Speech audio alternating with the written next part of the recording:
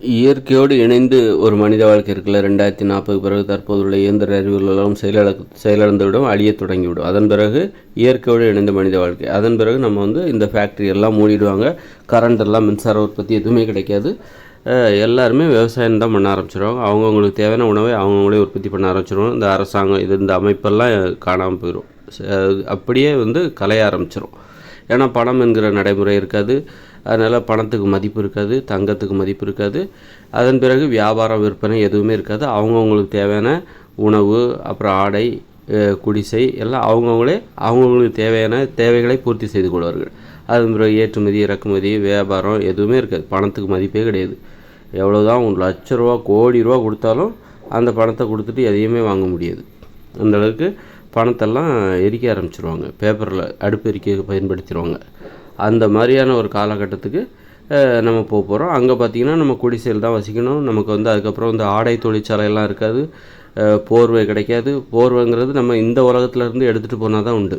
இப்போ நாம் சேமித்து வைத்திருக்கணும். உங்கள் வீட்டில் போர்வை இருக்கும், கம்பளி ஆடை இருக்கும், குளிருக்கு போற்றி கொடுக்குற கம்பளி சொட்டர்லாம் இருக்கும். இதுதான் நீங்கள் அந்த உலகத்துக்கு எடுத்துகிட்டு போகிறீங்க. 2040 பிறகு நம்ம வாழப்போகிற இயற்கையோட மனித வாழ்க்கையில் நம்ம இங்கேருந்து தான் அங்கே எடுத்துகிட்டு போகிறோம். அது எத்தனை நாளைக்கு பயன்படும்? ஒரு 50 வருஷத்துக்கு பயன்படுவோம். அதன் பிறகு அதுவும் கிழிஞ்சிரும். அப்புறம் அது துவைக்கிறதுக்கு நமக்கு சோப்பு இருக்காது. அதனால் அது ரொம்ப கப்படிக்கும். நம்ம இங்கேருந்து எடுத்துகிட்டு போகிற ஆடைகளை அங்கே நம்மளால் துவைக்கிறதுக்கு நமக்கு சோப்பு இருக்காது. ஏன்னா சோப்பு தொழிற்சாலையும் இருக்காது. அதனால் அந்த என்ன ஆகும் அப்படின்னாக்கா, நம்ம ஆடைகள்லாம் துவைக்கிறதுக்கு தூய்மையாக துவைக்கிறதுக்கு வழி இல்லாமல் அதுவும் நாற்றடிக்க ஆரம்பிச்சிடும். அதனால் என்ன பண்ணுவோம், வெந்நீரில் நல்லா போட்டு முக்கி எடுத்து சும்மா காய போடுவாங்க. அதில் உள்ள கிருமிகள் அவ்வளோதான் பண்ண முடியும். வேறு ஒன்றும் அதை துவைக்க முடியாது. கரை படிஞ்சு அந்த ஆடைகள் அணிந்திருப்பது, அந்த ஆடைகளை அணிவதால் நமக்கு ஒரு பெருமை இருக்குல்ல, அது இப்போ நம்ம உணர்றோம்ல. அது 2040 பிறகு நீ ஆடை அணிந்ததால் ஆடையை அணிந்து கொண்டு உன்னுடைய தகுதியை உயர்த்தி கொள்ள முடியாது. ஏன்னா ஆடைகள் தூய்மையாக இருந்தால் தானே ஆடை இப்போ ஆடையை உடுத்தினா நல்லாயிருக்கும். ஆடை ஒரே கரையாக இருக்குது, அழுக்காக இருக்குது. அந்த அழுக்கை போக்குறதுக்கு உங்களுக்கு சோப்பு இல்லை, துணி சோப்பு இல்லை. அப்போ அந்த சோப்பு இல்லாதனால அந்த ஆடைகளை வெறுமனே இந்த ஆடைகள் நாறுது, அழுக்குனால நாறுது. அதை நீங்கள் என்ன பண்ணுவீங்க, வெந்நீரில் ஊற வச்சு காய வைப்பீங்க. முடிஞ்ச அளவுக்கு அதில் கொஞ்சம் அழுக்கு லைட்டாக வெளியே போகும், நாராது. அதில் உள்ள கிருமிகள் சாகும். அதனால் அந்த மாதிரி பண்ணுவீங்க. ஒரு 50 வருஷத்தில் நாம் இங்கேருந்து எடுத்துகிட்டு போன ஆடைகள் அத்தனையும் கிழிய ஆரம்பிச்சிரும். அவ்வளோதான். அப்புறம் ஒரு கட்டத்தில் ஆடைகள் நம்ம இங்கே இருக்கிற இந்த நூல் இழைகளால் நெய்யப்பட்ட ஆடைகள் இருக்குல்ல, அது அத்தனையும் அவ்வளோதான், வீணாக போயிடும். அது அவ்வளோதான், ஆடைகளே இல்லாத ஒரு உலகத்துக்கு நம்ம போயிடுவோம். அப்போது இயற்கையிலேருந்து நாம் ஆடைகளை தயாரிக்க ஆரம்பிச்சிரும். ஏன்னா நம்ம குளிரும். இப்போ நம்ம காங்கிரீட் கட்டடத்தில் இருக்கோம். அதனால் நம்ம என்ன பண்ணுவோம், நல்லா ஹீட்ரு போட்டிருப்போம். குளிர் வந்தால் ஹீட்ரு, வெயில் வந்தால் ஏசி. அதனால் போர்வை, ஸ்வெட்டர், இப்படி நம்ம இயற்கை தட்பவெப்பநிலையிலேருந்து நாம் நம்மை சிறப்பாக பாதுகாத்து கொள்வோம். ஆனால் இயற்கையோடு இணைந்த மனித வாழ்க்கையில் நம்மக்கிட்ட போர்வை கிடைக்காது, கம்பளி ஸ்வெட்டர் கிடைக்காது, பெட்டு கிடையாது, கட்டில் கிடையாது. இந்த மாதிரி குடிசையில் தான் நம்ம வசிப்போம். அப்போ என்ன ஆகும் அப்படின்னா, நமக்கு மன உறுதி ரொம்ப தேவை. மன உறுதி இல்லைன்னு வச்சுக்கோங்களேன், அங்கெல்லாம் உயிர் வாழவே முடியாது. இங்கே பார்த்திங்கன்னா ஒரு பனிக்காலம் வருது, மழை காலம் வருதுன்னா குளிர் தாங்க முடியாமல் நிறைய பேர் செத்து போயிடுவாங்க. கோடை காலம் வருதா, வெயில் தாங்க முடியாமல் நிறைய பேர் செத்துருவாங்க. ஆனால் இயற்கையோடு இணைந்த மனித வாழ்க்கையில் அங்கே குடிசையில் தான் வசிக்க போகிறோம். குளிரை தாங்க முடியும்னா தான் நீங்கள் வசிக்க முடியும், அங்கே வாழவே முடியும். இயற்கையோடு இணைந்த மனித வாழ்க்கையில் 2040 பிறகு உங்களுக்கு குளிரை தாங்க முடியும் என்றால் தான் நீங்கள் அங்கே வாழ முடியும். கோடை வெயிலை தாங்க முடியும் என்றால் தான் உங்களுக்கு அங்கே வாழ முடியும். என்னால் முடியாது, இதெல்லாம் என்ன குளிரை எப்படி தான் தாங்க போகிறணும் அப்படின்னு நீங்கள் பயந்தீங்கன்னா அப்போ குளிரை தாங்குவதற்கு என்ன தேவைன்னாக்கா மன உறுதி தேவை. ஏன்னா அங்கே குடிசையில் வாழ்வதற்கு மன உறுதி தேவை. காங்கிரீட் கட்டடத்தில் வசிப்பதற்கு உங்களுக்கு மன உறுதியெல்லாம் தேவையில்லை. காங்கிரீட் கட்டடத்தில் ஜன்னல்லாம் மூடிட்டு நல்லா ஏசியை போட்டு போர்வை எடுத்து நல்லா போத்திக்கிட்டு சூடாக காஃபி டீ சாப்பிட்டு நம்ம இப்போ ஒரு வாழ்க்கை வாழ்ந்துகிட்டு இருக்காங்கல்ல, இதுக்கு மன உறுதி தேவையில்லை. ஆனால் உங்களுக்கு பயம் தேவையில்லை. நைட்டு நீங்கள் தூங்குறதுக்கு ஆசையாக போவீங்க. நல்லா ஜாலியாக படுத்துங்கலாம், பெட்டில் படுத்துங்கலாம், போர்வை போத்திக்கிட்டு சூப்பராக தூங்கலாம் அப்படின்னு சொல்லிட்டு நீங்கள் கனவு காணுங்க. ஆனால் இயற்கையோடு இணைந்த மனித வாழ்க்கையில் ஒரு குளிர் வருது, மார்கழி மாத குளிர் வருது. தமிழ்நாட்டை பொறுத்தவரை குளிர்லாம் கம்மி தான் பிற நாடுகளோடு ஒப்பிடும் பொழுது. அந்த குளிர்காலத்தை கடந்து அந்த ஒரு மார்கழி மாத இரவு வருது இயற்கையோடு இணைந்த மனித வாழ்க்கையில். ரொம்ப குளிராக இருக்கும், நடுங்கும். அப்படி வெளியே பயங்கரமாக மழை பெய்யுதுன்னு வச்சுக்கோங்க, இன்னும் குளிர் அதிகமாக இருக்கும். அப்போ உங்கள்கிட்ட போர்வே இல்லை. இந்த இயற்கையோடு இணைந்த மனித வாழ்க்கையில் 2040 பிறகு வரப்போகிற இயற்கையோடு இணைந்த மனித வாழ்க்கையில் போர்வே இல்லை அப்படின்னா அவங்க குளிர் தான் வசிப்பாங்க, பயங்கரமாக குளிரும். அப்போ எப்படி அந்த அந்த இரவை கடந்து போகிறதே கஷ்டமாக இருக்கும். தரெல்லாம் நசு நசுன்னு இருக்கும், மண் தரையாக இருக்கும். அப்போ அந்த அந்த இரவில் நீங்களாம் நிம்மதியாகவே தூங்க முடியாது. அந்த இரவை நீங்கள் கடந்து வர வேண்டும் என்றால் உங்களுக்கு மன உறுதி இருக்கும், மன உறுதி தேவை. ஒவ்வொரு நாளும் தினம் இந்த மாதிரியான போராட்டங்கள் இயற்கையோடு இணைந்த மனித வாழ்க்கையில் நீங்கள் சந்திக்க வேண்டியது இருக்கும், நாமெல்லாம் சந்திக்க போகிறோம். அப்போது அங்கே நாம் அந்த வாழ்க்கையை நாம் கடந்து வாழ்வதற்கு நமக்கு தேவை என்ன தெரியுமா? மன உறுதி இருந்தால்தான் அந்த வாழ்க்கையை நம்ம வாழ முடியும். நமக்கு தமிழ்நாட்டுக்காரங்களுக்கு தமிழ்நாட்டோட தட்பவெட்ப நிலை கொஞ்சம் மிதமானது தான். அது அந்தளவுக்கு மக்களை அச்சுறுத்தாது, ரொம்ப சாதகமாக இருக்கும், தடவி கொடுக்குற மாதிரி தான். ஆனால் ஒரு வட மாநிலத்தில் போனாக்கா, வட மாநிலம், அரேபிய பாலைவனம், அது மாதிரி ரஷ்யா, சீனா, ஜப்பான், அமெரிக்கா, அங்கெல்லாம் போனால் பனிக்கட்டி சில சீசன்லாம் பார்த்திங்கன்னா பனிக்கட்டி, கடும் பனி, கடும் குளிர். அதெல்லாம் அந்த காலகட்டங்களில் இயற்கையோடு இணைந்த மனித வாழ்க்கையில் அவர்கள் அங்கே ஒரு ரஷ்யாவில் வாழ்கிறவங்க, ஒரு சீனாவில் வாழ்கிறவங்க, ஜப்பானில் வாழ்கிறவங்க, அமெரிக்காவில் வாழ்கிறவங்க, அந்த கடும் குளிர், பனிக்கட்டி உறையும் அந்த கடும் குளிரில் ஒரு இயற்கையோடு இணைந்த மனித வாழ்க்கையை அவங்க எப்படி கடந்து வருவாங்க? ரொம்ப கஷ்டம். அப்போ அப்படி கடந்து வரணுன்னா மன உறுதி தேவை. இப்போ இன்றைக்கி இருக்கிற காலகட்டத்தில் அவங்க கட்டிடத்திற்குள்ளே ஹீட்டர் போட்டு பெட்டில் நல்லா போர்வை போற்றிக்கிட்டு ஒவ்வொரு நாள் இரவையும் சூப்பராக கடந்து வருவாங்க, ஜாலியாக என்ஜாய் பண்ணுவாங்க. அதில் அவங்களுக்கு மன உறுதியே தேவையில்லை. ஏன்னா அவங்ககிட்ட போர்வை இருக்குது, பெட்டு இருக்குது, நல்ல அவங்க படுத்து தூங்குகிற அறையை வெப்பமாக்குகிறதற்கு ஹீட்டர் இருக்குது. ஆனால் நீங்கள் இயற்கையோடு இணைந்த மனித வாழ்க்கையில் உங்களுக்கு பெட்டு, கட்டில் இது எல்லாமே கிடைக்காது. நம்ம இங்கேருந்து எடுத்துகிட்டு போகிறது தான். அதுவும் ஒரு காலகட்டத்தில் அவ்வளோதான், கிழிஞ்சு போயிடும், அப்படி பயன் இல்லாமல் போயிடும். அதுக்கப்புறம் அவங்க என்ன பண்ண போகிறாங்க? குளிரை எப்படி தாங்க போகிறாங்க? அதுதான் இங்கே மிகப்பெரிய கேள்வி. அங்கெல்லாம் காங்கிரீட் கட்டடம் கட்ட முடியாது, சிமெண்டெல்லாம் கிடைக்காது. அப்போ அந்த குளிரை எப்படி தாங்குவாங்க? அப்போ அதுக்கு அடிப்படையாக என்ன தேவை அப்படின்னா மன உறுதி தான் தேவை. அந்த வாழ்க்கையை வாழ்வதற்கு உங்களுக்கு அபாரமான மன உறுதி தேவை. மனித வாழ்க்கை இப்படிப்பட்டது தான். அதை ஏற்றுக்கொண்டு ஒரு மனித உயிர்களாக வாழ்வது என்பது அவ்வளோ கஷ்டமாக இருக்கும். அப்போ அதுக்கு என்ன தேவை? ஒரு மன உறுதி. பலவீனமான ஒரு மனநிலையோடு நீங்கள் அந்த வாழ்க்கையை வாழவே முடியாது. ஒரு பலவீனமான மனநிலை, ரொம்ப வீக்காக, தன்னம்பிக்கை இல்லாமல், தாழ்வு மனப்பான்மையோட, சோம்பேறியாக, கடமைகள், அந்த மாதிரியான இங்கே நம்ம தற்போதுள்ள இயந்திர அறிவியல் உலகில் அப்படி நிறைய பேர் இருக்காங்க. ஆனால் இயற்கையோடு இணைந்த மனித வாழ்க்கையில் நீங்கள் அப்படி வாழவே முடியாது. நீங்கள் ரொம்ப மன உறுதி உடையவராக இருக்க வேண்டும். நீங்கள் அங்கே போய் வாழ கற்றுக்கிட்டிங்கனாலே, வாழ பழகிட்டிங்கனாலே உங்களுக்கு மன உறுதி அதிகமாகிட்டே இருக்கும். அந்த மாதிரியான ஒரு சூழல் அது, அந்த மாதிரியான ஒரு இயற்கை சூழல் அது. அப்போ மன உறுதி எப்படி அதிகமாகும் அப்படின்னா நீங்கள் அங்கே போய் வாழ்ந்துட்டாலே, அங்கே போய் நீங்கள் அதுக்கு அது இன்னும் பார்த்தீங்கன்னா அங்கே நிர்வாணம் வேறு அங்கே இருப்பாங்க. நிர்வாணம், ஏன்னா ஆடை இல்லை, இயற்கையிலேருந்து தயாரிக்கப்பட்ட பொருட்களை தான் ஆடையாக அணிவார்கள். இழுத்து போத்திக்கிட்டு ஆடை அணிவதற்கு அவங்களுக்கு ஆடை கிடைக்காது. அப்போ இயற்கை பொருட்களிலிருந்து எதையெல்லாம் மறைக்கணுமோ அதைத்தான் மறைப்பாங்க. மார்பை மறைப்பாங்க, பிறப்புறுப்பை மறைப்பாங்க. பெண்கள் மார்பையும் பிறப்புறுப்பையும் மறைப்பாங்க. ஆண்கள் பிறப்புறுப்பை மட்டும் மறைப்பதற்கு வாய்ப்பு இருக்குது. அப்போ மற்ற பகுதியெல்லாம் தெரியதாக இருக்கும். அப்போ எங்கே போனாலும் நடந்து போகணும், ஓடணும், உடல் உழைப்பு. அப்போது அவங்களுக்கு எவ்வளோ மன உறுதி இயல்பாகவே வந்துடும். அப்புறம் மன உறுதிக்கு இன்னும் அடிப்படையாக என்ன காரணம் அப்படின்னா உறவு முறையில் உண்மையாக இருக்க வேண்டும், நம்பிக்கையாக இருக்க வேண்டும். அப்படி இல்லாமல் நீ உறவு முறையில் உண்மையாக இல்லை, உன் மனைவிக்கு தெரியாமல் நீ இன்னொரு பொண்ணோட தொடர்பு வச்சுக்கிற, அப்புறம் கணவனுக்கு தெரியாமல் இன்னொரு ஆணோட நீ தொடர்பு வச்சுக்கிற அப்படின்னா உனக்கு மன உறுதி இருக்காது. உண்மையாக இருந்தால்தான் உனக்கு மன உறுதி இருக்கும். உண்மையாக இருப்பது எளிதானது கிடையாது, கஷ்டமானது. அதனால் ஒருத்தருக்கு உண்மையாக இருக்கணும் அப்படிங்கும்போது தான் உன்னுடைய மன உறுதி அதிகரிக்கும். அப்போது இயற்கையோடு இணைந்த மனித வாழ்க்கையை, அந்த வாழ்க்கையை வாழ்வதற்கு மன உறுதி என்பது தேவைப்படுகிறது. அப்போ அந்த மன உறுதியை அவர்கள் எப்படி பெறுவார்கள் என்றால், தங்களுக்கு ஒரு கணவன் மனைவி அப்படின்னா கணவன் ஒருவருக்கொருவர் உண்மையாக இருப்பார்கள். அதன் மூலம்தான் அவங்க உண்மையாக இல்லைன்னு வச்சுக்கோங்க.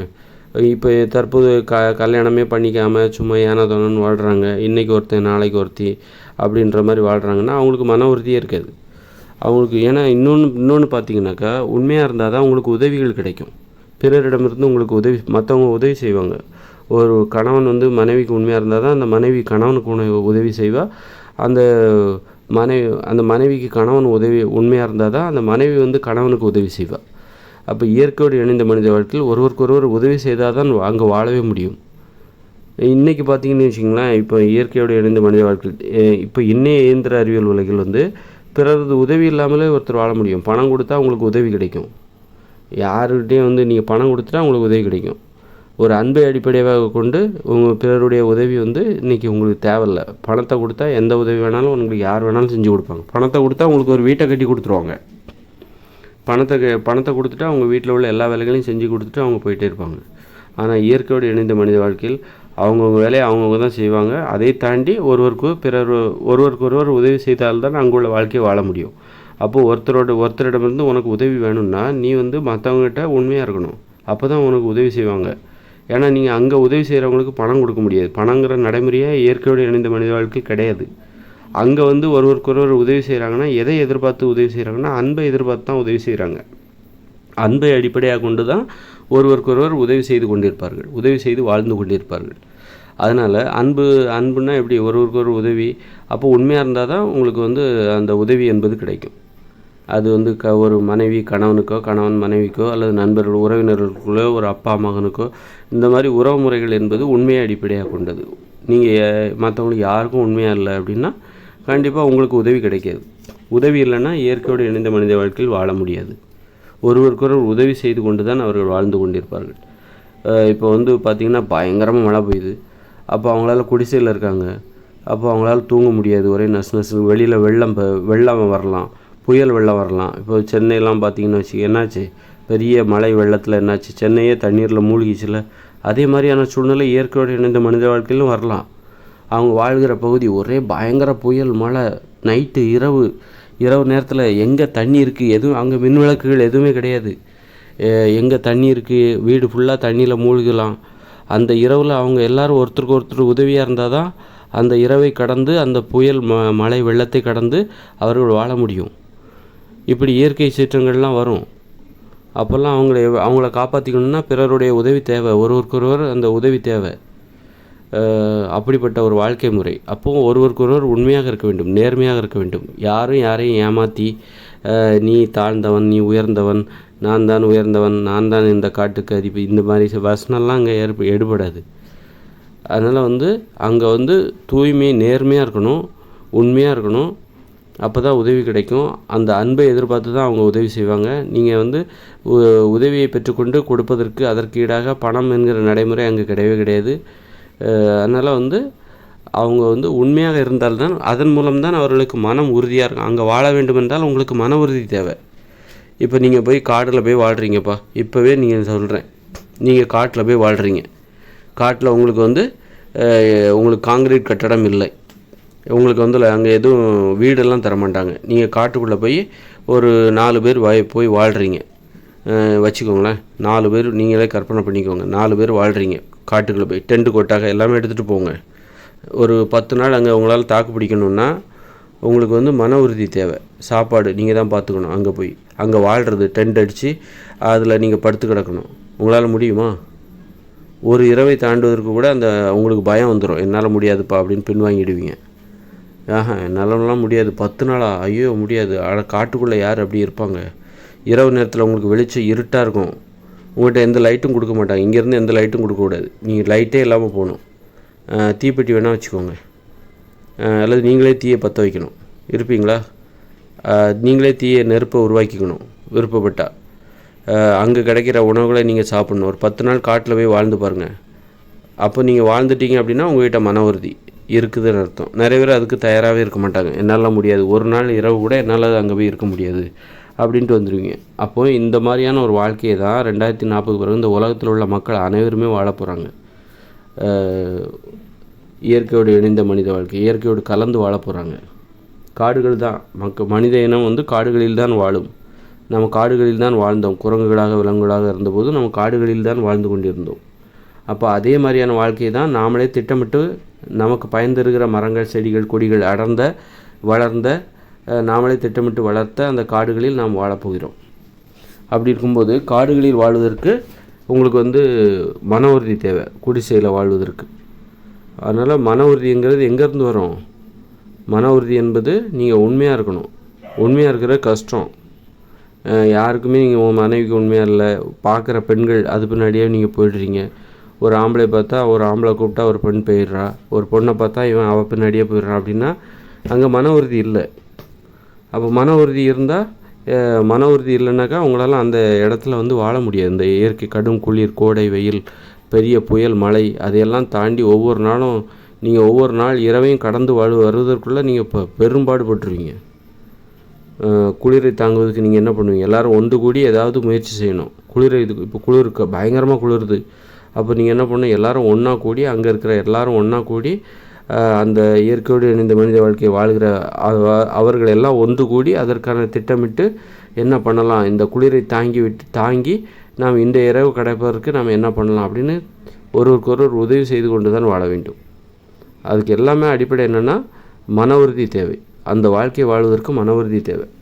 சாதாரணமான இந்த இயந்திர அறிவியல் உலகில் வந்து ஈஸியாக வாழ்ந்துட்டு போயிடலாம். ஆனால் இங்கே வந்து உங்களுக்கு மன உறுதியே தேவையில்லை. அதனால தான் இந்த இயந்திர அறிவியல் உலகம் வந்து ஏன் நிறைய பேருக்கு உண்மையாக இருக்க மாட்டேங்கிறாங்க, ஒருத்தருக்கு ஒருத்தர் ஏன் உண்மையாக இருக்க மாட்டேங்கிறாங்க. ஒரு கணவன் மனைவிக்கு உண்மையாக இருப்பதில்லை, மனைவி கணவனுக்கு உண்மையாக இருப்பதில்லை. விபச்சார விடுதிகள்லாம் ஏன் கட்டுறாங்க? உண்மையாகவே இல்லை. உண்மையாகவே இருக்க வேண்டிய இவங்களுக்கு மன உறுதியே இல்லை, மன உறுதியே தேவையில்லை. இயந்திர அறிவியல் தற்போதுள்ள இயந்திர அறிவியல் உலகில் வாழ்வதற்கு நமக்கு மன உறுதியே தேவையில்லை. அந்த மாதிரியான ஒரு வாழ்க்கையை தான் நம்ம வாழ்ந்துட்டுருக்கோம். மன உறுதினா என்னன்னே தெரில.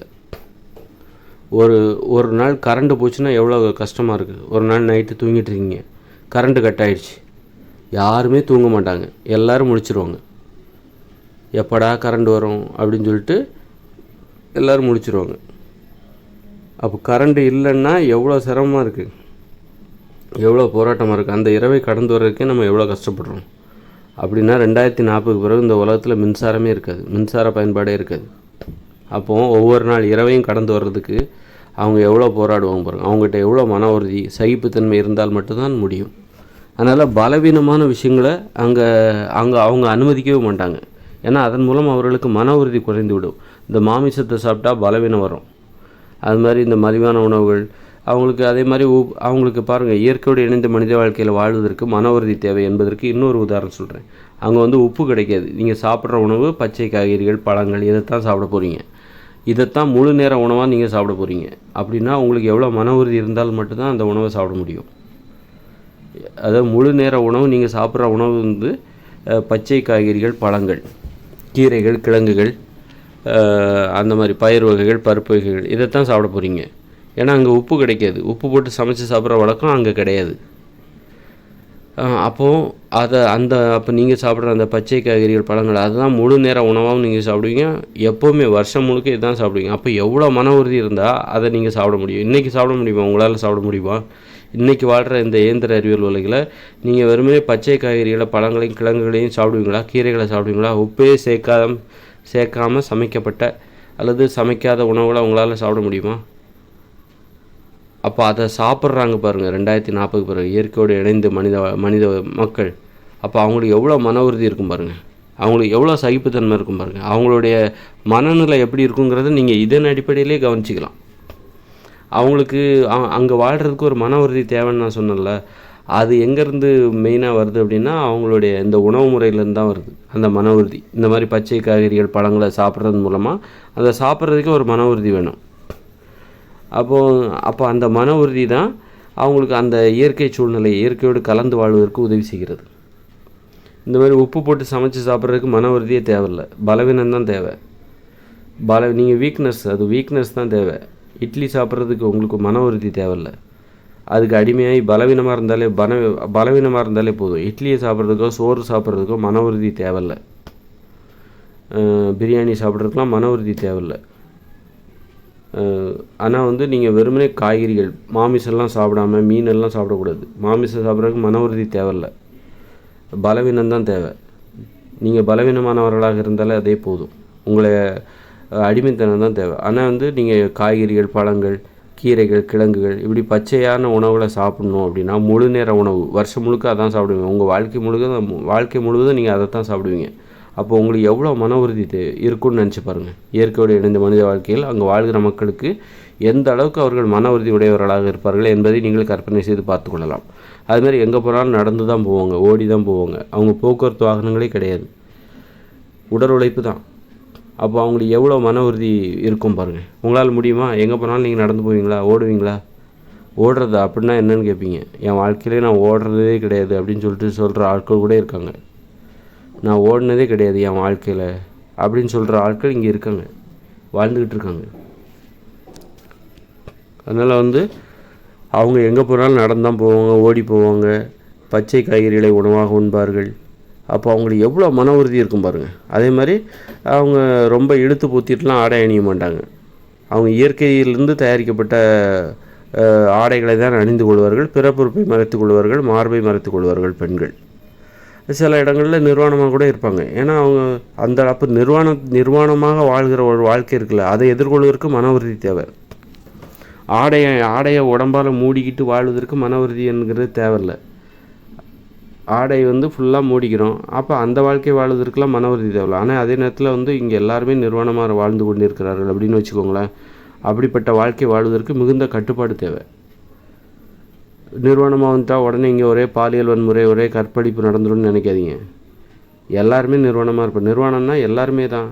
அங்கே வாழ்கிற அம்மா அப்பா, அண்ணன் தங்கச்சி, அண்ணி, சித்தி, பெரியம்மா, நண்பனோட மனைவி, நண்பன், எல்லாருமே நிர்வாணம். அப்போ அந்த வாழ்க்கையை வாழும்போது அதை எதிர்கொள்வதற்கு இன்னும் கட்டுப்பாடு தேவை. மனித உயிர்களால் முடியாது எதுவும் இல்லை அப்படிங்கிற அந்த கருத்தை இதில் தான் நிர்வாணமாக வாழ முடியும். மனித உயிர்களால் முடியாது எதுவும் கிடையாது, நம்மால் நிர்வாணமாக வாழ முடியும் அப்படிங்கிற விஷயம் இங்கே தான் இயற்கையோடு இணைந்த மனித வாழ்க்கையில் இப்படி வேலை செய்ய ஆரம்பிச்சிடும். இந்த மாதிரி திசையில் இந்த மாதிரி ஒரு வாழ்க்கை வாழ்வதற்கு நம்மால் முடியும். மனித உயிர்களால் முடியாது எதுவும் இல்லை. கடும் குளிரை நம்மால் தாங்க முடியும், நிர்வாணமாக வாழ முடியும், கட்டுப்பாடாக வாழ முடியும், உண்மையாக வாழ முடியும் அப்படின்னு சொல்லிட்டு கொள்கை வேற வேணும். கொள்கை இல்லாமல் வாழ முடியாது. அங்கே நேர்மையாக வாழணும். ஏன்னா அந்த இடத்துல வாழணும் அப்படின்னா இயற்கையோடு இணைந்து கலந்து வாழணும் அப்படின்னா உங்களுக்கு கொள்கை இருக்கணும். அதுதான் மன உறுதியை கொடுக்கும். கொள்கை இல்லாமல் தற்போதுள்ள இயந்திர அறிவியல் உலகில் கொள்கை இல்லாமல் வாழலாம், நேர்மை இல்லாமல் வாழலாம். இங்கே மன உறுதியே தேவையில்லை. ஆனால் இயற்கையோடு இணைந்த மனித வாழ்க்கையில் மன உறுதி தேவை, நேர்மை தேவை, கொள்கை தேவை. அங்கே நீங்கள் திருடுகிற இன்னொருத்தரோட விளைநிலத்தில் போய், இயற்கையோடு இணைந்த மனித வாழ்க்கையில் இன்னொருத்தரோட விளைநிலத்தில் போய் நீங்கள் திருடுறீங்கன்னு வச்சுக்கோங்க. அப்படிப்பட்ட ஒரு பலவீனமான ஒரு மனநிலை. அந்த மனநிலையோடு நீங்கள் அங்கே வாழவே முடியாது. நீங்கள் திருடுறீங்கன்னா உங்களால் அங்கே வாழ முடியாது. ஏங்க திருடுறவங்க வீக்காக இருப்பாங்க, ரொம்ப பலவீனமாக இருப்பாங்க, கோழையாக இருப்பாங்க. அவங்க மனசில் உறுதியே கிடையாது, அவங்களுக்கு கொள்கையே கிடையாது. அவங்கள யாரும் நம்ப மாட்டாங்க, அவங்கள யாரும் நம்ப மாட்டாங்க. அப்படின்னா அவங்களாலாம் அங்கே வாழ முடியாது. நேர்மையாக இருந்தால் மட்டும்தான் இயற்கையோடு இணைந்த மனித வாழ்க்கையில் வாழ முடியும். நீ இன்னொருத்தரோட விளைநிலத்தில் போய் இன்னொருத்தர் உற்பத்தி செய்த உணவுகளை நீ திருடுகிறாய் என்று வைத்துக்கொள்வோம். அப்படிப்பட்டவர்களால் அங்கு வாழவே முடியாது. அவர்கள் கோழைகள், கொள்கை இல்லாதவர்கள், கோழைகள், மன உறுதி இல்லாதவர்கள். அவர்கள்லாம் அங்கே வாழவே முடியாது. மற்றவர்களுக்கு உண்மையாக இருக்கணும். இன்னொருத்தரோட விளைநிலத்தில் போய் நாம் எதையும் திருடக்கூடாது. அதுதான் உண்மையாக இருப்பது. அதனால் இயற்கையோடு இணைந்த மனித வாழ்க்கை வாழ்வதற்கு மன உறுதி தேவை, அபாரமான மன உறுதி தேவை. நீங்கள் கற்பனை பண்ணி பாருங்கள். அடடா, இப்படிப்பட்ட வாழ்க்கையை நம்ம வாழப்போகிறோம் அப்படின்னு நினச்சாலே நடுங்குவீங்க. அந்த வாழ்க்கையை தான் நம்ம வாழப்போகிறோம். அதனால் இயற்கையோடு இணைந்த மனித வாழ்க்கையை சாதாரணமாக இட போடாதீங்க, குறைத்து மதிப்பிடாதீர்கள். உங்களால் முடியுமா அந்த ஒரு வாழ்க்கை வாழ்வதற்கு? உங்களால் முடியுமா? வேறு வழி இல்லை, நம்ம வாழ்ந்து தான் ஆகணும். எல்லோரும் வாழும்போது நம்ம வாழ்ந்து தான் ஆகணும். பார்க்கலாம் வேறு என்ன பண்ண, நம்ம தலைவிதி அப்படின்னு சொல்லிட்டு வேறு அப்படி தான் வாழ்ந்தாகணும். அந்த வாழ்க்கையை நம்ம எதிர்கொண்டு தான் ஆகணும். அங்கே தான் எல்லா மனித விடுதலை, உடல் ஆரோக்கியம் எல்லாமே வந்துடும். ஏன்னா அவங்க நேர்மையாக இருப்பாங்க, கொள்கையாக இருப்பாங்க, உண்மையாக இருப்பாங்க, உடல் உழைப்பை அடிப்படையாக கொண்டு வாழ்வார்கள். மோசமான உணவுகள் அங்கே கிடைக்காது, நோய்களை அதனால் அவர்கள் ஆரோக்கியமாக இருப்பார்கள். அங்கெல்லாம் நோயாளிகளால் வாழவே முடியாது. இயற்கையோடு இணைந்த மனித வாழ்க்கை இருக்குல்ல, இயற்கையோடு கலந்த ஒரு வாழ்க்கை 2040 பிறகு அங்கெல்லாம் நோயாளிகளால் வாழவே முடியாது. ஏன்னா நோயாளிகளுக்கு ரொம்ப குளிர் தாங்க முடியாது, அவங்களுக்கு எதிர்ப்பு சக்தி குறைவாக இருக்கும். அப்போ நீ இயற்கையோடு இணைந்த ஒரு மனித வாழ்க்கை வாழணுன்னா உங்கள் உடம்புல ஆரோக்கியம் இருந்தால் மட்டும்தான் வாழ முடியும். குளிரை தாங்குகிற சக்தி வேணும், வெயிலை தாங்குகிற சக்தி வேணும். அப்போ தான் அங்கே வாழ முடியும். நோயை வச்சுக்கிட்டு அங்கே போயெல்லாம் வாழ முடியாது, வாய்ப்பே கிடையாது. அப்போது நீங்கள் அந்த இடத்துக்கு போனாலே உங்கள் உடம்புல நோய் குணமாக ஆரம்பிச்சிடும். இயற்கையோடு இணைந்து வாழ ஆரம்பித்து விட்டாலே உங்கள் உடம்புல நோய் குணமாக ஆரம்பிச்சிடும். உங்களுக்கு டென்ஷன் கிடையாது, ஆஃபீஸு கடின உழைப்பு இதெல்லாம் கிடையாது. அங்கே பார்த்தீங்கன்னா எப்பவும் ஜாலியாக இருப்பீங்க. ஒரு 3 மணி நேரம் விவசாய நிலத்தில் வேலை பார்க்க போகிறீங்க, நடந்தே போகிறீங்க, ஓட போகிறீங்க, விளையாட போகிறீங்க. அப்புறம் என்ன, இதுலேயே நோய் குணமாயிரும். அப்புறம் நல்ல உணவுகளை தான் சாப்பிட போகிறீங்க. நேர்மையாக இருக்கணும். வேறு அவ்வளோதான். உங்கள் உடம்புல உள்ள நோய் குணமாக ஆரம்பிச்சிடும். அந்த இடத்துக்கு போனாலே உங்கள் நோய் குணமாக ஆரம்பிச்சிடும். உங்கள் உடம்புல ஏதாவது நோய் இருந்துச்சா படிப்படியாக குணமாக ஆரம்பிச்சிடும். எப்பேற்பட்ட நோயும் குணமாக ஆரம்பிச்சிடும். இயற்கையோடு இணைந்த 2040 பிறகு நாம் வாழப்போகிற அந்த இயற்கையோடு இணைந்த மனித வாழ்க்கை, இயற்கையோடு கலந்த அந்த வாழ்க்கை, அங்கே நீங்கள் நோயாளிகளாக போனால் கூட படிப்படியாக உங்கள் உடம்புல உள்ள நோய் குணமாக ஆரம்பிச்சிடும். அதுக்கு அந்தளவுக்கு சக்தி இருக்குது. ஏன்னா அங்கே வாழ்வதற்கு மன உறுதி தேவை, சகிப்புத்தன்மை தேவை, நேர்மை தேவை, கொள்கை உறுதி தேவை, உண்மையாக இருக்கணும், அன்பை எதிர்பார்க்கணும், பாசத்தை எதிர்பார்க்கணும், மன உறுதி தேவை. எல்லாம் சேர்ந்து உங்களோட வாழ்க்கையில் உள்ள அனைத்து பிரச்சனைகளையும் சரி செய்துவிடும். அங்கே போய் அடிமையெல்லாம் படுத்திகிட்டு இருக்க முடியாது. கடும் குளிர் இருக்குது, அங்கே போர்வை கிடையாது, பெட்டு கிடையாது. அப்போ ஆண்கள் பெண்களை அடிமைப்படுத்த முடியாது, பெண்கள் ஆண்களை அடிமைப்படுத்த முடியாது. அடிமைப்படுத்தி உங்களை குளிர்லேருந்து நீங்கள் எப்படி பாதுகாத்துப்பீங்க? பயங்கரமாக குளிருது, நடுங்கிற அளவுக்கு குளிருது, உங்கள்கிட்ட போர்வை இல்லை. இயற்கையிலேருந்து தயாரிக்கப்பட்ட ஏதாவது பொருட்களை வச்சுக்கிட்டு இயற்கையான ஆடைகளை வச்சு நீங்கள் போத்தி கொள்கிறீர்கள்.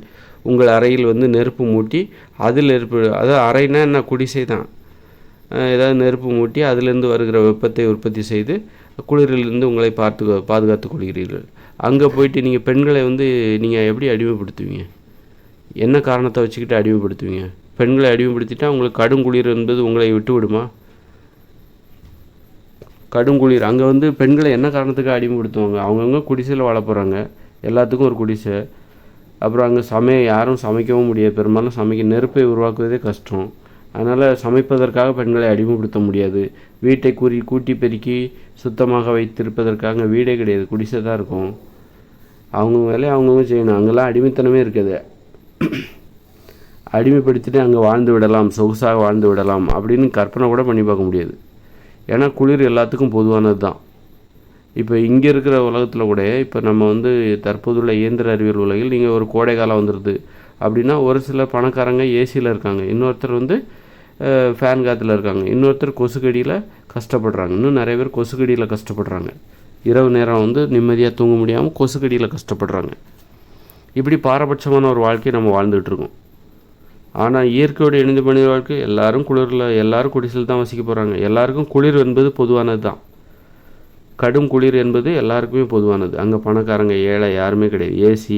ஏசி வச்ச வீடு எதுவுமே கிடையாது, எல்லாம் குடிசை தான்.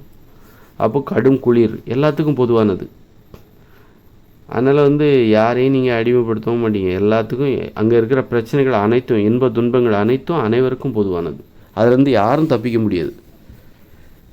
இன்றைக்கி நம்ம தப்பிச்சிட்டோம், பணக்காரங்கள்லாம் தப்பிச்சிருவாங்க. பணத்தை வச்சுட்டு ஏசி அறை, கோடை வெயிலிலிருந்து தப்பித்து விடுவார்கள், கடும் குளிரிலிருந்து தப்பித்து விடுவார்கள். ரொம்ப ஏழைகள் தான் மாட்டிக்கிட்டு முடிப்பாங்க. ஆனால் அங்கே இயற்கையோடு இணைந்த மனித வாழ்க்கையில் ஏழைகளும் கிடையாது, பணக்காரங்களும் கிடையாது. எல்லாரும் இப்போ ஒரே மாதிரியான எல்லாரும் சமந்தாங்க. ஏன்னா அவர்கள் எளியவர்கள். அங்கே எல்லாருமே சமந்தான். ஏன்னா அங்கே பணங்கிற நடைமுறையே கிடையாது, காங்கிரீட் கட்டடம் எதுவும் கிடையாது, மின்சாரம் கிடையாது, தொழிற்சாலைகள் கிடையாது, எதுவுமே கிடையாது. அதனால் அவர்கள் அங்கே வாழ்கிற அனைவருமே எல்லோருமே சமந்தான். அதனால் அனைவருக்கும் ஒரே மாதிரியான பண்பு, அனைவருக்கும் மன உறுதி தேவை. எல்லாருக்கும் குளிருங்கிறது எல்லாத்துக்கும் பொதுவானது. கடும் குளிர், கடும் கோடை, இது எல்லாமே எல்லாருக்குமே பொதுவாக. எல்லாருமே நடந்து தான் போகணும். இங்கே பணக்காரங்க கார் வச்சுருக்காங்க, ஏழைகள் நடந்து போகிறாங்க, அப்புறம் 2 வீலரில் போகிறாங்க. அவங்கவுங்க வசதிக்கு தகுந்த மாதிரி ஏதோ ஒரு வாய்ப்பு வசதி. ஆனால் இயற்கையோடு இணைந்த மனித வாழ்க்கையில் எல்லாருமே நடந்து தான் போகணும். அங்கே மோட்டார் வாகனமே கிடையாது. எல்லாருமே நடக்கணும், எல்லாருமே ஓடணும், எல்லாருமே விளையாண்டாகணும், எல்லாருமே விளையாடணும்.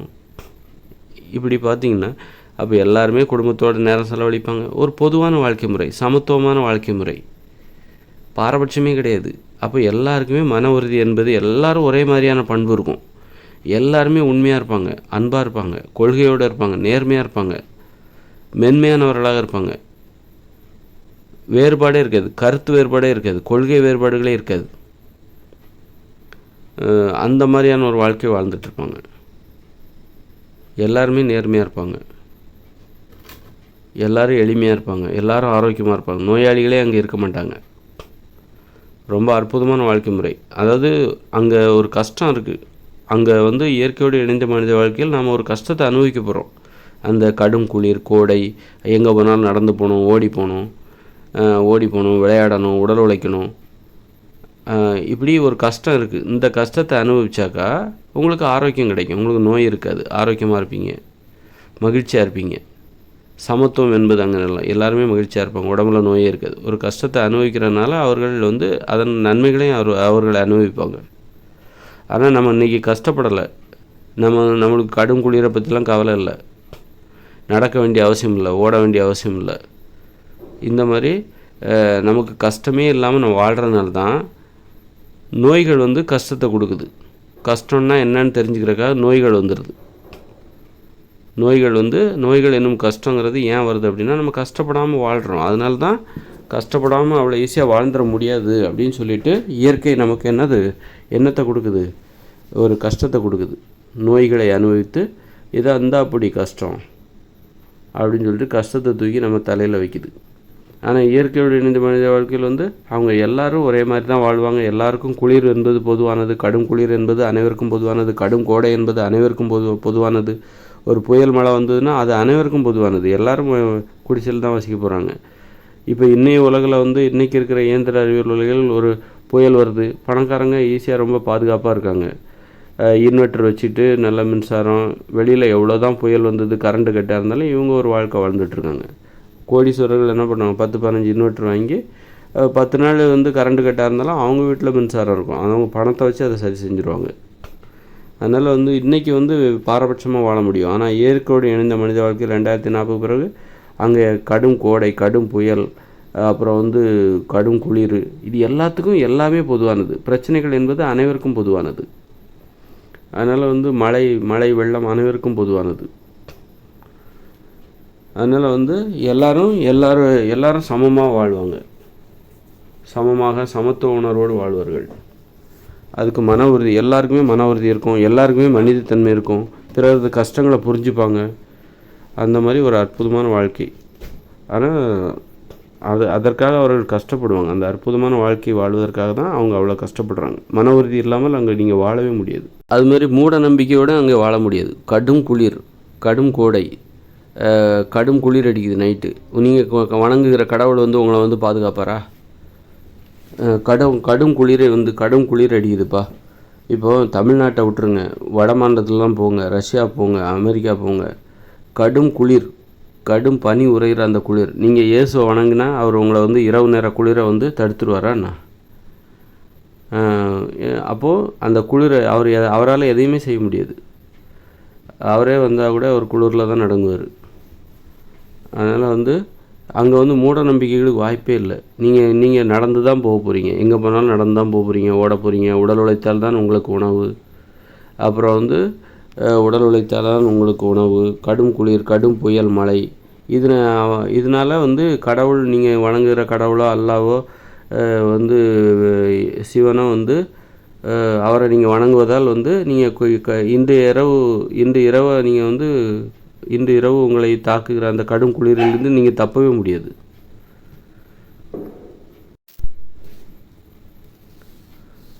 இன்னும் பண்ணிட்டீங்கன்னா அவங்களுக்கு பேராசையே இருக்காது.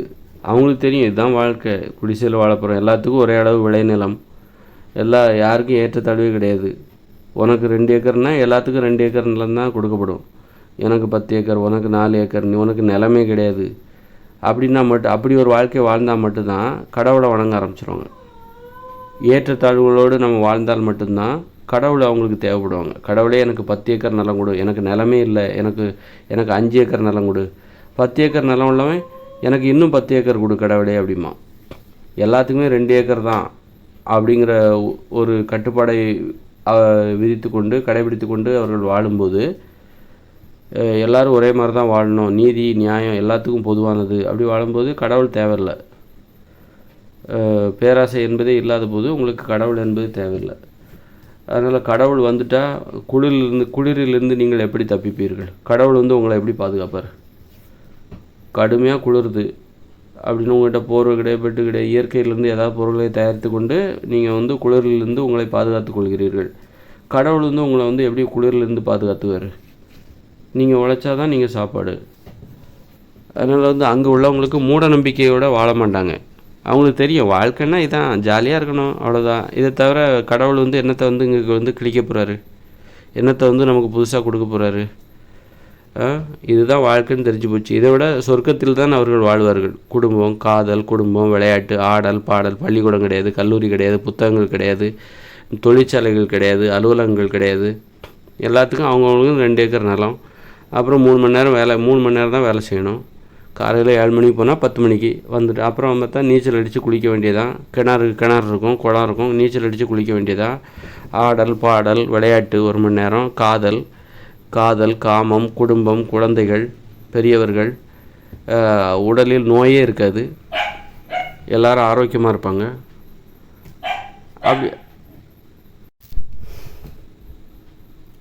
அப்போ இது தானே சொர்க்கம், இப்படிப்பட்ட ஒரு வாழ்க்கை தானே சொர்க்கம். அப்புறம் இப்படிப்பட்ட சொர்க்கத்தில் வாழ்கிறவர்கள் எப்படி கடவுளை வணங்குவார்கள்? நரகத்தில் வாழ்கிறவர்கள் தான் கடவுளை வணங்குவார்கள். நம்ம நரகத்தில் இப்போ வாழ்ந்துகிட்ருக்கோம். தற்போதுள்ள இயந்திர அறிவியல் உலகம் என்பது நரக வாழ்க்கை.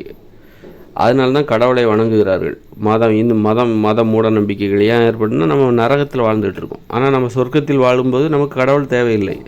இயற்கையோடு இணைந்த மனித வாழ்க்கை இருக்குல்ல, 2040 பிறகு, அது சொர்க்கம். அங்கே வந்து ஆண் பெண் சுதந்திரம், அவங்க விரும்பியவர்கள் தான் வாழ்வாங்க. அவங்க ஏற்றத்தாழ்வு கிடையாது, எல்லோரும் சமம். காதல், விளையாட்டு, ஆடல், பாடல், பள்ளிக்கூடம் கிடையாது, கல்லூரி கிடையாது, அலுவலகங்கள் கிடையாது, தொழிற்சாலைகள் கிடையாது, புத்தகங்கள் கிடையாது, வாத்தியார் கிடையாது, வீட்டுப்பாடம் கிடையாது, டியூஷன் கிடையாது. அந்த மாதிரி அப்போ ஒரு ஜாலியாக, அவ்வளோதான். நோயே கிடையாது அங்கே. உடற்பயிற்சி, உடல் உழைப்பு, நடக்கணும், ஓடணும், ஆடணும், பாடணும், விளையாடணும், வேட்டையாடணும், அவ்வளோதான். காதல், காமம், உடல் உறுதி, இதுதான் சொர்க்கம். இது தவிர கடவுளை வேண்டி வேறு என்ன கேட்க போகிறாங்க? வேறு என்ன? இதை தவிர வேறு என்ன கேட்டுற போகிறாங்க? இதை தவிர வேறு என்ன வேண்டிக்க போகிறாங்க? மூட நம்பிக்கையோடு வாழ்ந்தால் அங்கே வாழ முடியாது. அறிவுபூர்வமான அணுகுமுறை இருக்கணும், அறிவு இருக்கணும். சும்மா வந்து அட்டிஸ்ட மாதிரியாயே சர்வேஸ்வர மாதாவே எங்களை காப்பாற்றுங்க அப்படின்னு வேண்ட முடியாது. அங்கே வேண்டுனா அவங்கள வந்து நீங்கள் அறிவுபூர்வமாக யோசிக்கணும். அப்போ தான் அங்கே வாழ முடியும். இந்த குளிரிலிருந்து நாம் எப்படி பாதுகாத்து கொள்வது அப்படின்னு அறிவுபூர்வமாக யோசிக்கணும். இந்த உணவு சாப்பிட்டாக்கா நம்ம உடம்பு சூடாகும், அதனால் இன்னும் இரவு வந்து கடும் குளிரிலிருந்து பாதுகாத்து கொள்ள இந்த உணவுகளை சாப்பிடுங்க. இந்த குளிர்காலத்தில் இந்த உணவு முறையை மாற்றணும். கோடை காலத்தில் நம்முடைய உணவு முறையை மாற்றணும். அந்த மாதிரி அறிவுபூர்வமாக யோசிக்கணும். கோடை காலத்தை தாக்கு பிடிக்கணுன்னாக்கா அதற்கு தகுந்த உணவுகளை சாப்பிடணும். குளிர்காலத்தை தாக்கு பிடிக்கணுன்னாக்கா அதுக்கு தகுந்த உணவு முறைகளை மாற்றணும். அப்போ தான் நைட்டு வந்து எப்போ பார்த்தாலும் ஒரே உணவை சாப்பிட்டுட்ருக்கக்கூடாது. கடும் குளிர், பனி உறையுது, அந்த நேரத்தில் போய் குளிர்ச்சியான உணவுகளை போய் சாப்பிட்டிங்கன்னா மூச்சு விட முடியாது, மூக்கு அடைச்சிக்கும். அப்போ இரவு வந்து தூங்க முடியாது. அப்போது உடம்பை பற்றின ஒரு அறிவு நமக்கு இருக்கணும், உணவை பற்றிய ஒரு அறிவு நமக்கு இருக்கணும். அந்த மாதிரி அவங்க அறிவுபூர்வமாக வாழ்வார்கள். அப்போ என்ன பண்ணுவாங்க, நல்லா விளையாடுவாங்க. எப்போ? குளிர்காலங்களில் பயங்கர குளிர் அடிக்குதுல, அப்போ நல்லா பகலில் விளையாடுவாங்க. ஏன்னா அப்போ தான் உடம்புல சூடு இருக்கும், நைட்டு நிம்மதியாக தூங்கலாம். அந்த மாதிரி உடல் சார்ந்த அறிவு அவர்களுக்கு இருக்கணும். அப்போ தான் அந்த இயற்கையோடு இணைந்த மனித வாழ்க்கையை நீங்கள் வாழவே முடியும். இன்றைக்கி இருக்கிற இயந்திர அறிவியல் உலகில் உங்களுக்கு அப்படிப்பட்ட அறிவு தேவையில்லை. பயங்கரமாக மழை பெய்யும், குளிர் அடிக்கும், நீங்கள் ஐஸ்கிரீம் சாப்பிடுவீங்க. இன்றைக்குள்ள அறிவுங்கிறது முட்டாள்தனமான மூட நம்பிக்கைத்தனமானது. உங்களை வந்து முட்டாளாகவே ஆக்குகிற உலகம்தான் தற்போதுள்ள இயந்திர அறிவியல் உலகில் நாம் வாழ்ந்து கொண்டு இருக்கிறோம். ஆனால் இயற்கையோடு இணைந்த மனித வாழ்க்கையில் நீங்கள் அறிவுபூர்வமாக வாழ்ந்தால் தான் நீங்கள் அங்கே வாழ முடியும். முன்கூட்டியே மழை வருது, அப்போ உணவை சேமித்து வைக்கணும். கடுமையான மழை வரும், உங்களுக்கு உணவு கிடைக்காது, பனிப்பொழிவு. சில வெளிநாடுகள்லாம் பார்த்திங்கன்னா, அமெரிக்காவை பார்த்திங்கன்னா ஒரு 2 மாதத்துக்கு ஒரே பனிப்பொழிவு, முழுசும் மூடிடும். 1 அடி உயரத்துக்கு 2 அடி உயரத்துக்கு பனி கட்டி உறைஞ்சி போயிருக்கும். அப்போ விவசாயமே பண்ண முடியாது. எல்லோரும் வந்து வீட்டுக்குள்ளே முடங்கி கிடப்பாங்க. அப்போ என்ன பண்ணுவாங்க, உணவுக்கு என்ன பண்ணுவாங்க, அப்போ சேமித்து வைக்கணும். இந்த பனி காலத்தில் நாம் சாப்பிடுவதற்கு தேவையான உணவுகளை அவங்க என்ன பண்ணுவாங்க, வெயில் காலத்தில், கோடை காலத்தில் சேமித்து வைப்பாங்க. இந்த மாதிரி அறிவுபூர்வமாக யோசித்தா தான் அவங்க வாழ முடியும். அந்த மாதிரி அறிவுபூர்வமாக. அப்போ இன்னொன்று பார்த்திங்கன்னா வச்சுக்கிங்களேன், இப்போ வந்து அங்கெல்லாம் மருத்துவமனை கிடையாது. அப்போ வந்து பிரசவங்கிறது சுகப்பிரசவம் தான் ஆகணும். அறுவை சிகிச்சை செய்கிறதுக்கு அங்கே மருத்துவர்கள் கிடையாது, மருத்துவமனை கிடையாது. அப்போ வந்து சுகப்பிரசவம் நடக்கணும்னா என்ன பண்ணணும்னு அங்கே அறிவுபூர்வமாக யோசிச்சா தான் நடக்கணும். இதுக்கு வந்து அந்த காளி கோயிலில் போய் கிடாவை பலி கொடுத்துட்டாக்கா இவளுக்கு சுகப்பிரசவம் வந்துடும்னு நம்பினா அப்படி ஒரு நம்பிக்கை வந்து கண்டிப்பாக பொய்யாயிடும். அப்போது இவங்க வந்து மூளையை யூஸ் பண்ணணும். என்ன பண்ணால் சுகப்பிரசவம் நடக்கும், அவங்க சுகப்பிரசவம் தான் நடக்கும், வேறு வழியில். ஏன்னா எங்கே போனாலும் நடந்து தான் போவாங்க, ஓடுவாங்க, ஆடுவாங்க, விளையாடுவாங்க. உடல் உழைப்பை அடிப்படையாக கொண்டு அவர்கள் வாழ்கிறார்கள். அப்படி இருக்கும்போது சுகப்பிரசவம் தான் வரும். இருந்தாலும் அந்த பிரசவ காலத்தில் எப்படியெல்லாம் நடந்துக்கணும், அறிவுபூர்வமான அணுகுமுறை இருந்தால் மட்டும்தான் அங்கே வாழவே முடியும். மூட நம்பிக்கைகள் இந்த தற்போதுள்ள இயந்திர அறிவியல் உலகில் உங்களுக்கு அறிவே தேவையில்லை, அறிவை யூஸ் பண்ண வேண்டிய அவசியமே இல்லை, மன உறுதியே தேவையில்லை. கோழைத்தனம் தான் இதை உருவாக்கும். இந்த இயந்திர அறிவியல் உலகம் உங்களுக்கு கோழைத்தனத்தை தான் உருவாக்கும். நீங்கள் பலவீனமானவர்களாகத்தான் உங்களை மாற்றும். அதனால தான் மூட நம்பிக்கைகள் அதிகமாக போகுது. அதனால் வந்து